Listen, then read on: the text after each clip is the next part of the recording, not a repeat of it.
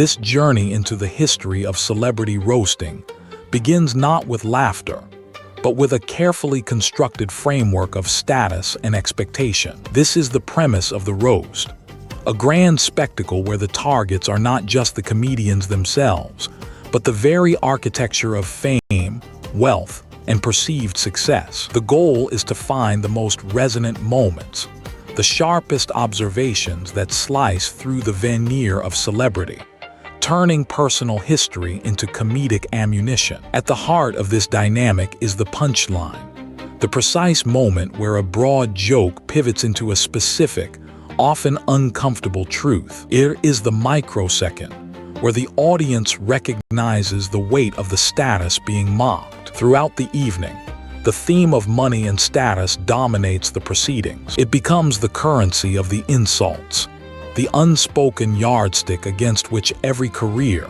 every personal habit, and every relationship is measured. When you examine the stage, you are observing a collision between the carefully curated image of fame and the raw, often messy reality of personal experience. It is a battle fought with wit, where the weapons are sharp and the targets are high profile. But the true pivot in this history list comes when the spotlight shifts. We witness a remarkable moment of reclaiming power, where Kevin Hart steps into the arena not just as a subject, but as a participant, engaging directly with the very forces of celebrity. This interaction, particularly with figures like Tom Brady, serves as a critical hinge point. It demonstrates how the very history of status, the weight of past roasts, and the distribution of fame can be dissected and redefined in real time. It forces a confrontation with a legacy built on both immense success and intense scrutiny. This is how the setup is established. By defining the stakes of fame, we understand why the ensuing moments, whether funny or painful, carry such profound weight. The pursuit of comedic truth often hinges on extreme vulnerability, and in the arena of celebrity roasting, that vulnerability becomes a survival mechanism. Beneath the surface of the jokes and the escalating insults, a stark reality emerged. The pressure of fame can be debilitating. For some, the laughter is not merely entertainment. It is a necessary antidote to profound physical hardship. Take the story of Jeff Ross, who faced a brutal reality with a stage 3 colon tumor. In navigating that crisis, the sharp edges of insult humor provided a strange history list for survival, a way to process unimaginable pain by turning it into a performance. The line between agony and absurdity blurred, proving that sometimes the most difficult moments are best met with shared, uncomfortable laughter. This stark contrast is amplified when we look at the backdrop of celebrity. While the spotlight burns intensely on the roasters, the private lives of those involved offer a different perspective. Kevin Hart, balancing the intense scrutiny of fame with the demands of family life, including his wife Eniko Parrish, navigates the dizzying external pressures. The irony is palpable. While the world demands a performance of comedic wit, the anchor remains in the very real, often quieter complexities of domestic existence. Even titans of the entertainment world were forced to confront this intersection of health and fame. Figures like Tom Brady, entangled in the narrative of legacy and status, found themselves involved in discussions that touched upon the fragility of public image. Their involvement brought the theme of health and history into sharp focus, demonstrating that even those operating at the pinnacle of success are subject to the same human struggles. This collective experience reveals a deeper truth about this documentary list.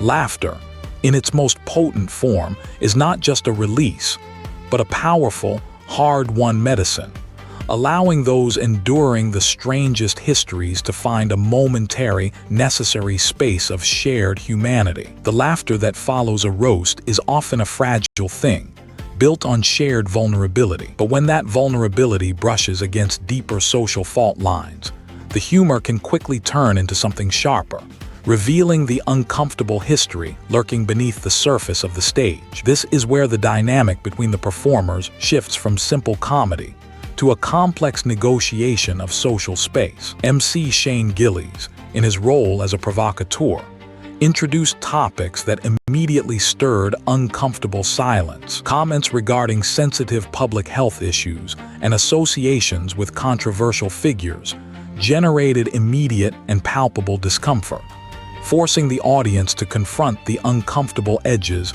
of acceptable discourse. Across the room, Chelsea Handler navigated a different kind of tension. Her commentary touched upon deeply personal and charged subjects, linking appearance, race, and associations with figures shrouded in controversy. These remarks introduced layers of friction, demonstrating how easily personal history and public perception can be weaponized in a live setting. The air grew thick with unspoken judgment as the roasters tested the boundaries of what was permissible to joke about. The interaction between the MCs and the other participants became a subtle battleground. There was a clear, unspoken tension between the figures vying for comedic dominance: Handler, Gillies, and the others, each attempting to use the tools of humor to level the playing field. The goal shifted from simply making someone laugh to using that laughter as a means to expose, challenge, and eventually apologize for the truths they had inadvertently exposed. These moments revealed that the most powerful parts of the roast were not just the punchlines themselves, but the complex, often fraught, history playing out between the people sharing the spotlight. The consequences of these social scars linger long after the applause fades, defining the lasting impact of the evening. The final act of this journey into celebrity mockery reveals not just a collection of funny moments, but a complex history list of shifting power and uneasy consequences. As we look at this retrospective, the true impact lies not in the punchlines themselves, but in the subsequent reckoning that followed the laughter. There were moments where the line between comedy and cruelty blurred completely, creating a peculiar dynamic within the room. One particular anecdote, the joke involving Kevin Hart and a delicate bonsai tree,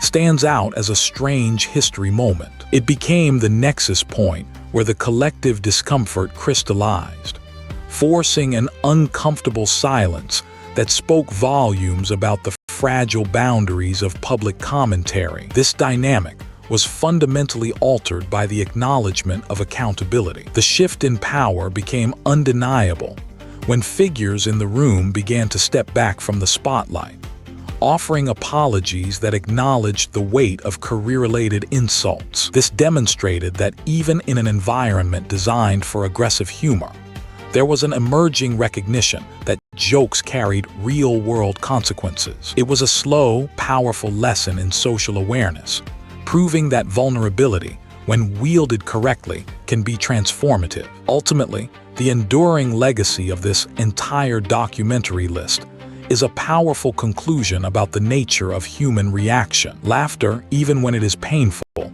serves a deep psychological function. It is a potent medicine, allowing us to process the absurdities of fame and the harshness of public scrutiny. By dissecting these moments, we see that the chaotic energy of a roast, when viewed through the lens of consequence, transforms from mere entertainment into a profound study of how we cope with status, controversy, and the very human need for connection. It is a testament to the strange history of how we use humor to navigate the difficult truths of the public sphere.